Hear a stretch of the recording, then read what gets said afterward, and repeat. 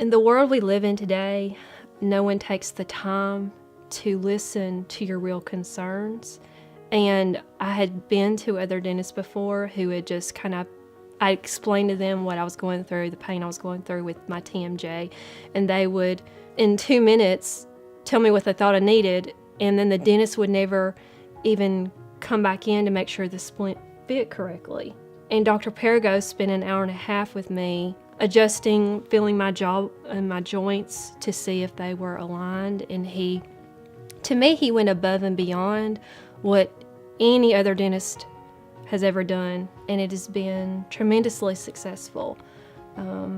Again, I've had 2 other splints made by 2 other dentists, and Dr. Perrigo made sure that this one was going to work.